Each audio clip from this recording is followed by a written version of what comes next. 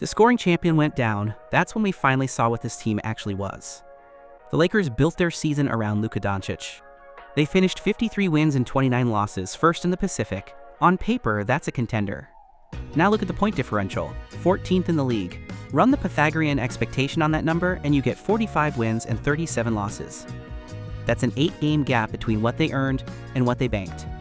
Those 8 wins came from somewhere. The best explanation is clutch time.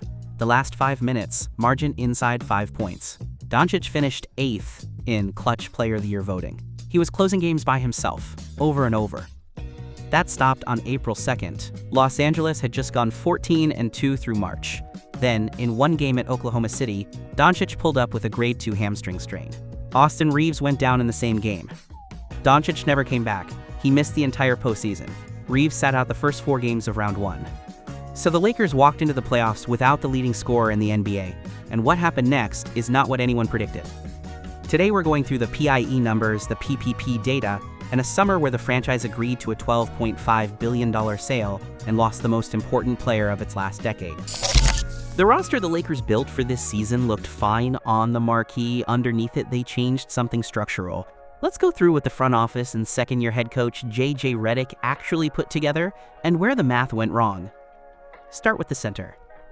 In July of 2025, Los Angeles signed Deandre Ayton in free agency on a multi-year deal. He played 72 games, 27.2 minutes a night, 12.5 points and 8.0 rebounds. Take the shooting number. He converted 67.1% from the field. That's the kind of finishing that drags a team's effective field goal percentage up on its own. Ayton wasn't asked to create. He was asked to convert what Doncic generated, and he did. They also signed Jake LaRavia, 24 years old, on the same July day. He played all 82 games, 25.1 minutes, 8.2 points. Pure availability on the wing. For defense, they added Marcus Smart, 31 at the time.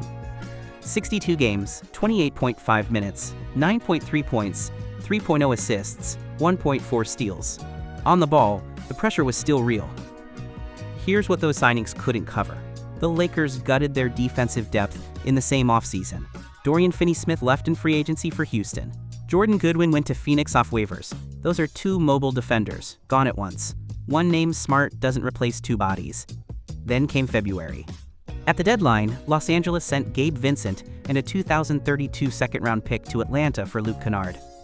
Look at the context. The Lakers were shooting 34.8% from 3 as a team, 22nd in the league. Kennard was at 49.7%, first in the entire NBA. With Los Angeles, he shot 44.8% over 32 games, 23.0 minutes a night, 9.0 points. The spacing improved. The defense didn't. Smart never found his shot. 39.5% from the field, 33.1% from 3. Los Angeles traded outside shooting for on-ball pressure and got stuck with the bill. Once the first line got beaten, nobody was rotating behind it. Team defensive efficiency fell to 19th. Quick note on what you're looking at. The top row is each category's rank among all 30 teams, from NBA.com. The bottom row is something different, a rank built from NBA SDB ratings, the combined value of a team's 10 highest rated players. The chart in the middle turns that bottom row into a shape. Red is the Lakers. Blue is league average. And you'll see 2 versions of that shape. Before is where they finished the 2024-25 season. Now is where they finished 2025-26. That's the comparison running underneath everything from here, last year against this one. And the shape tells you something the record doesn't. 9th on offense, 19th on defense, 14th on net. That is not what a 4 seed looks like. Put those 2 years side by side, and the offense splits hard in 2 directions. Overall, it held up. Offensive rating came in 9th in the league. Genuinely top 10. Now take the efficiency mark.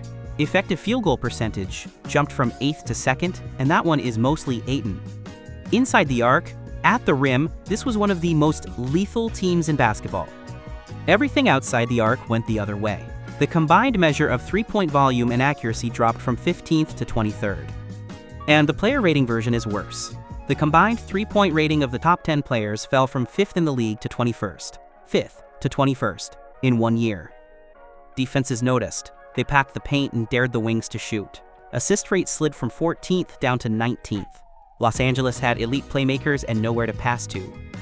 The defensive numbers are stranger. Smart's ball pressure worked in isolation. Take the steal rank. It climbed from 22nd to 14th. Transition defense and defensive rebounding both improved sharply too. Forced turnovers and possessions, those boxes got checked. Then look at what happened behind the first line. Keeping Ayton in drop coverage was a problem through the first half of the season. Opponent points in the paint got worse, 15th to 19th. Once a guard got downhill, the rotation was late. Ayton couldn't come up, help never arrived, and the rim was open.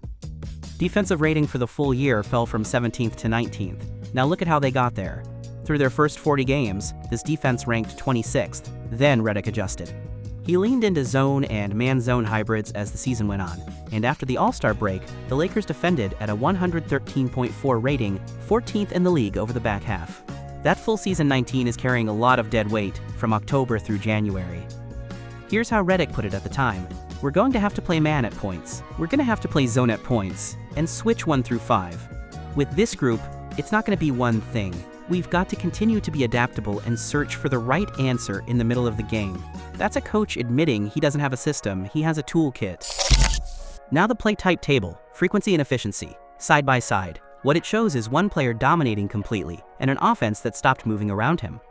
Start with Doncic's gravity, pick and roll as the ball handler, isolation, points per possession, the PPP number, ranked first in the league in both, not top 5, first. Take the on-off split. With Doncic on the floor, the Lakers scored at a 119.4 offensive rating. With him off it, 111.9. He won the scoring title, finished 4th in MVP voting, and made All-NBA first team. The numbers back all of it. When he had the ball in the half court, all 5 defenders were watching him. That gravity came with a cost. Spot-up frequency. Shooters waiting outside for the kickout ranked 29th, almost last. Efficiency on those looks dropped to 12th. This wasn't a coaching choice. Defenses simply stopped guarding the perimeter. They sat in the paint, sent extra help at Doncic's drives, and decided the closeout wasn't worth making. With the lane clogged, Los Angeles went to the post. Frequency there ranked 3rd in the league.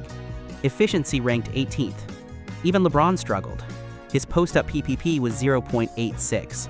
Ayton's was 1.00, below league average. The release valve made the offense worse. Ayton's efficiency didn't come from the post. He was a finisher. Roll man in the pick and roll, cutter to the rim, that's where his numbers live. He wasn't creating, he was cashing in what Doncic opened up. One thing did work. Off-screen actions climbed to 5th in the league, frequency and efficiency both. Getting Kennard and Reaves moving without the ball. That was a real solution, just a small one. From here we go, position by position, using the player chart. 3 layers are stacked on it. Red is the season that just finished, 2025-26. Pink is the year before, 2024-25. The blue outline is league average. Below the chart, the highlights matter. A pink background means top 50 among all players. Yellow means top 10, the elite tier. And 2 thresholds on the point scale. Roughly 780 points is what a starter should clear. 720 is the floor for a rotation player. 5 positions. And by the end of them, you'll see exactly why this roster couldn't survive losing one man. With that in mind, look at Doncic. Scoring and PIE, the all-in-one impact number, are both shaded yellow, top 10 in the league. 3-point shooting and assists sit in pink, top 50. As an individual offensive engine, he's still exactly where he's been. Every possession in the half-court starts with him. Now look at what's behind him, and you'll see almost nothing at backup point guard. That reads worse than it played. Los Angeles didn't run a traditional backup. Reaves is listed at shooting guard and handled constantly. Smart took reps. Kennard took reps after February. When Doncic sat, or when the pressure on him got heavy, 3 or 4 guys shared the handling. One superstar initiator, surrounded by combo guards who could all run actions. That was the actual structure of this backcourt. Reaves changed jobs this season, and the chart shows it immediately. His scoring line blew past that 780 starter threshold. He averaged 23.3 points. That's a legitimate second option. But he only played 51 games, and availability is now a real question mark next to his name. The trade-off shows up elsewhere. His 3-point accuracy dropped, so did his assist numbers. Playing next to Doncic turned him into a scorer, and the rest of his game narrowed to make room for it. Defensively, he held steady, but read that carefully. He held steady at a low baseline. He didn't get worse. Smart's pressure up top was covering for him more than the chart suggests. Kennard, after the deadline, shot 44.8% from 3 over 32 games. Excellent. He also can't guard, and opponents hunted him. Neither move fixed how thin this backcourt was defensively. This is where the cost of that offense-first core actually landed. The line shrank noticeably. Look closer, and the drop is almost entirely on offense. LaRavia and Smart playing out of position on the wing both saw their three-point and scoring numbers fall. Their defensive numbers held. That's the point. With Doncic, LeBron, and Reaves spending their energy on offense, those two absorbed the entire perimeter assignment. Every night, the opponent's best wing scorer. Every possession, the help responsibility. LaRavia played all 82 games. Smart pressured the ball for 62. The steal rank and the fast break improvement came out of that work. The offensive decline at this position wasn't a slump. It was the cost of holding a defense together that was one bad rotation from collapsing. LeBron James at 41 adapted, and the chart shows exactly how. His scoring came off the yellow tier, out of the top 10, down into starter range. He played 60 games. With less burst in the half court, and defenses walling off the paint, he got pushed into post-ups that didn't work. That's where the efficiency drop came from. Then look at the other side of his chart. His defensive rating and steal numbers both went up from last season at 41. He gave up the offensive keys to Doncic and moved into the back line, reading the floor, covering rotations, showing up where the play was going. That shift is the reason the interior didn't come apart entirely. Ayton produced the single biggest year-over-year change on this roster. Rebounding and interior efficiency went from a disaster last season to well above league average. He shot 67% from the field. The defensive rebound rate improved sharply. Physically, the Lakers owned their own paint again. None of it stopped the defensive slide. Ayton was excellent at collecting what Doncic created. Roll man, cutter, easy to. But when he had to make something himself, his post-up efficiency stayed below average. He couldn't change a possession on his own. And when the ball got past the first line, he wasn't quick enough to cover for it. Stuck in drop, he watched second-chance opportunities and downhill drives go up over him. Opponent paint scoring got worse. That's the number that tells the story. What the Lakers bought was rebounding and finishing. What they needed was a defensive system, and they didn't get one. That's the regular season version of this team. In the playoffs, without their best player, it looked like something completely different. March was the best basketball this franchise had played in years. 14 wins, 2 losses. Doncic, Reaves, and LeBron finally clicked. Talking about a title didn't sound ridiculous. It ended on April 2nd in Oklahoma City. Doncic went down with a grade 2 hamstring strain. Reaves went down in the same game. The scoring champion never played again that season. Round 1, the Houston Rockets, 52 wins and 30 losses, the 5 seed. Nobody picked Los Angeles. And Redick's team came out swinging anyway, with LeBron at the center of everything. Reaves missed the first 4 games. He came back for 6 and averaged 20.0 points on 40.7% shooting, nowhere near himself. LeBron carried the series. He averaged 23.2 points and 7.3 assists at 41 years old. And next to him, the most efficient scorer on the floor was Rui Hachimura. He played all 10 postseason games and led the team in minutes at 38.6. He put up 17.5 points, shot 56.9% from 3, and posted a 68.4% effective field goal percentage, by far the best mark on the roster. Between Hachimura and Kennard, a February pickup, the Lakers actually had spacing. Los Angeles won that series in 6 games, without the scoring champion. Without Reaves for 4 of them, take that wing production away and the season ends in round 1. The semifinals were different. Oklahoma City had no individual weakness to attack, and the Lakers lost 4 straight. They stayed within reach in every game and never closed one out. Doncic's absence explains it. It also becomes next season's problem. For Redick, that spring delivered the best win of his career and the heaviest question of it, at the same time. Those 53 wins were built on one player, then he vanished, and they won a series anyway, before a real system took them apart in 4. Both of those things are true, and the front office had to make sense of them together. They landed on one conclusion: this is Doncic's team now, alone. Then the summer took everything else. LeBron left for Philadelphia on a 2-year, $8 million deal. A man who made $53 million last season, taking the minimum for one more run at a ring. Rui Hachimura went to the Clippers. Jackson Hayes, Marcus Smart, Luke Kennard, all gone. And the franchise itself sold to Josh Kushner and Bob Iger at a $12.5 billion valuation, highest ever for a North American sports team. The Board of Governors still has to sign off, and September is the first chance. Then Rob Pelinka spent the room he'd cleared.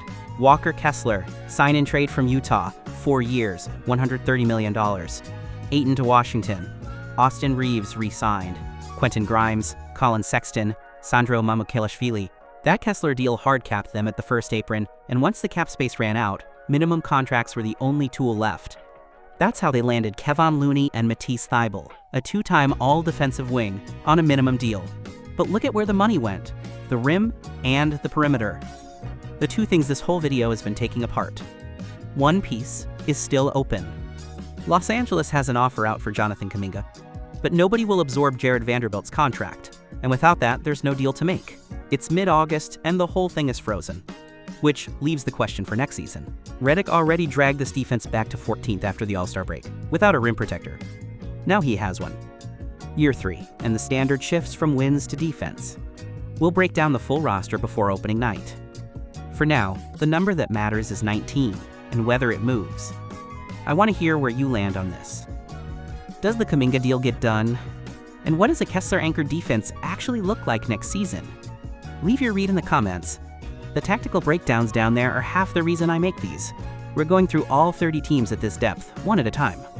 Same numbers everyone has, different questions asked of them. If this one gave you something to think about, a like and a subscribe genuinely helps. See you in the next breakdown.